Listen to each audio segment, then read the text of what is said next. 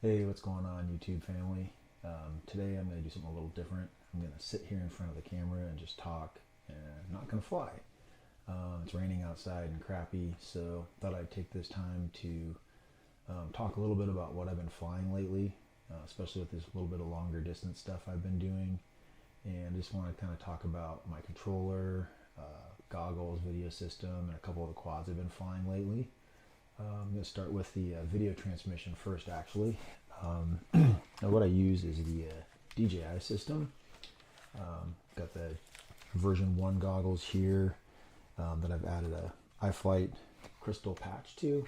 So this really lets me get a little more distance out of it, a little more penetration if there's stuff in the way. It's kind of a directional signal, so it's not quite all around me as much, although these help a little bit. But it puts out a little more capability in a straight line. So when I'm flying these longer flights that I've been flying lately, I've been really making sure to be facing exactly where I'm flying. I have noticed if I start to look down a little bit or off to the side or whatever, that I lose a little bit. Gets a little, sometimes a pixelation, and as soon as I look up or wherever, clears right up. But I really love these. Put a different strap on them because a stock strap, I'm not really fond of it, but yeah, these work really good. And I'll grab one of my quads so you can see kind of the system. My most recent flight, my longest flight ever, 3.32 miles. This is what I flew. It's actually a HGRC Sector 5 V2 frame with 7-inch armed for 7-inch props.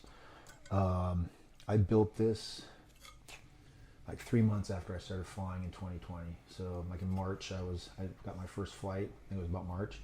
And then a few months later, I was building this. Went from a Tiny Hawk 2 and a Dji Action Novice 3 to building a 7-inch. A couple of things that help me fly long is got a GPS module. This is a HGRC M80. It gives me direction. I get latitude, longitude. I put that on there. Airspeed. Like I said, gives me a home arrow, lets me know which way to come back. Also allows me to do GPS rescue, which is I've got a program on a switch that it'll actually come back to me for the most part. It works. I've tested it one time with a different quad. I didn't mean to test it. It just happened on its own and it worked. Video signal comes from this DJI Air unit. This is one of the original ones, not the new Caddx ones, but as far as I know, they're the same. Dual antennas, gives me really good signal, and the original DJI camera right up front sends me a 720p video to my goggles, 120 frames per second, really clear and nice. The flight I did last weekend, I had clear video at 3 1/3 miles out. I was crystal clear video. Mostly I was nervous. I was really tense. Kind of freaked out a little bit. But yeah, so this is what I built, and I added this 3D printed GoPro mount, or any action camera really that uses the GoPro fingers. I printed this myself. So yeah, this is one of the quads I'm flying, and kind of the system, the digital system. Put that up there. I also recently just finished rebuilding this. This is a 5-inch long range, kind of a lightweight long range. It's a Recon 5, kind of a Dave C system. I had to replace the Caddx Vista. So unlike that one, this one doesn't have a built-in DVR. I forgot to mention it has a 1080p 60 frame per second DVR built in. This doesn't, so it's lighter. This will still carry a small action camera. This has got, now it had the nanos when they first came out. Now it's got a polar camera. It's really good even in low light.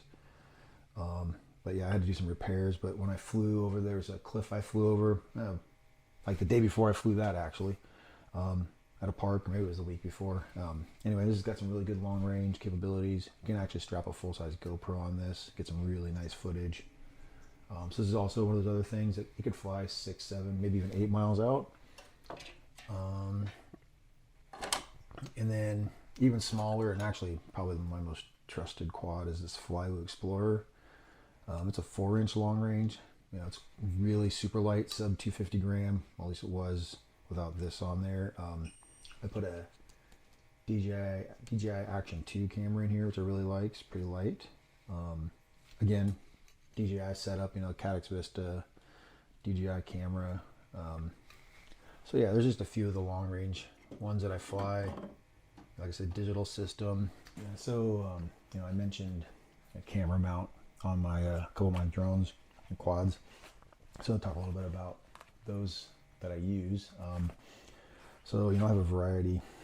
You know, I'm kind of a glutton for punishment when it comes to action cameras. So got a GoPro Hero8, and actually this is a replacement because I pretty much destroyed one of them. It caught on fire with a quad I had a while back, and so this is a replacement they sent me with a GoPro subscription. This is a really solid camera. It's light. I fly with it quite a bit, but sometimes this is what I use when I'm mounted like on an RC truck or set it down. I also have an electric skateboard. I'm mounted on there sometimes, so that's pretty good. Yeah, I got a Hero9 black also.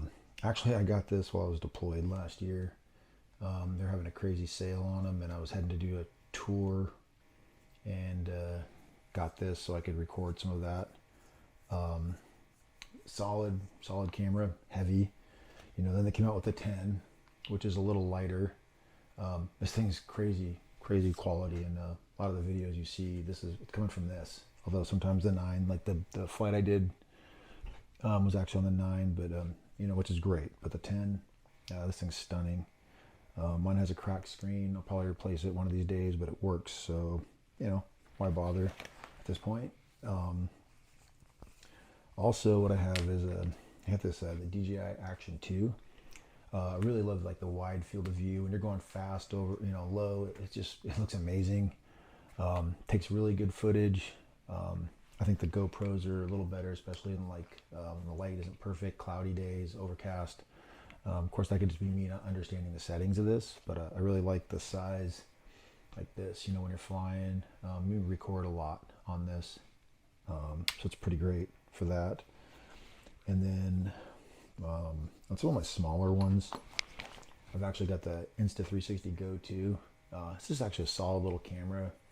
You know, if you're going to go for a 10-15 minute flight tops, probably, you can get some really good footage. I've put it on this Flywoo Explorer and got some epic footage in the past. Great on little small Cinewhoops and other small quads. I actually put it even on this little tiny Flywoo thing. It's pretty great. Carries it fine. And then, you know, action camera I got when they first came out, and actually works pretty well. I haven't used it in a while. Is this the Orca? You know, it shoots 4K 30 and it's stabilized. It's okay. You know, if the lighting's good, this actually shoots really well, and it's really light. Anyway, that's kind of the cameras that I use when I'm flying, depending on my mood or, you know, what's charged. That's the other thing. Sometimes I don't have something charged. So yeah, it's kind of my camera setups for flying. And yeah, what I use to control them is the TBS Tango 2. This is a really amazing long range link. I think I've read 30 miles. I think it's something like 30 miles is what this is capable of controlling something.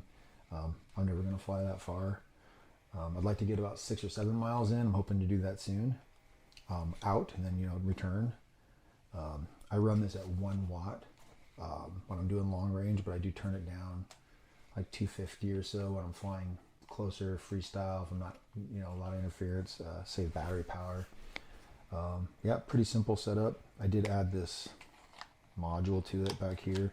Allows me to, or bay, it allows me to add like a multi-protocol module that they have, which I have it, and it lets me do like FR Sky, a lot of other stuff as well. And then I have a Express LRS as well, which is another like long dish range setup, like 2.4 gigahertz. Lets me fly some quads that I have that came with that. So that's what I use to control.